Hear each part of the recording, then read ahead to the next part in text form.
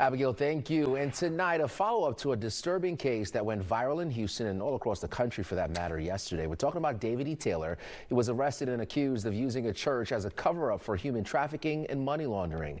Fox 26's Sherman DeSalle broke the story and has been gathering more information. Michelle Brannon, listed as the executive director of David E. Taylor's Kingdom of God Global Church, appeared in federal court Thursday.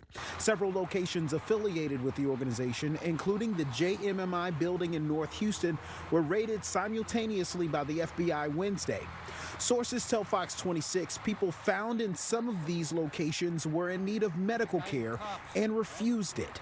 Gospel artist Vicky Yohe posted a video online shortly after the arrest. In her book, she says she dated Taylor for some time and tried to expose his crimes in the past.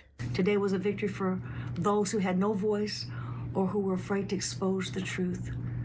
They get to wake up from their nightmare like I did several years ago. The new court documents reveal potential fraud and major labor abuse. Alleged text messages to victims in the case reveal Taylor and Brannon demanded them to apply for government-funded EBT cards. They would then use those funds to purchase food for the staff. There were also times when staff would not eat or sleep if they didn't raise enough money for the organization. A September 2021 text reads, "Make sure no one eats until these numbers change. If they don't, you'll work until 4 a.m. Tell everyone they are not eating."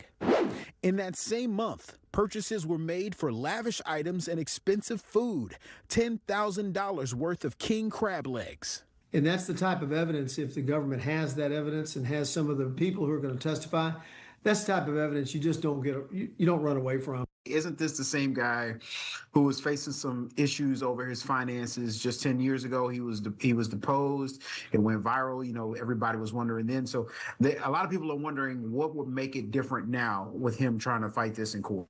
You know, money allegations when you're raising money as a church is a little bit different than when you've got people coming in and saying, I couldn't leave and I was forced to take plan B. And this is the type of stuff that you can't wash that off.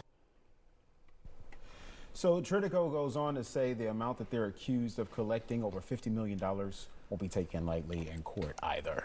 All right, so Sherman's here at the desk with me now. You spoke to someone because this raid didn't happen just here in Houston, nope.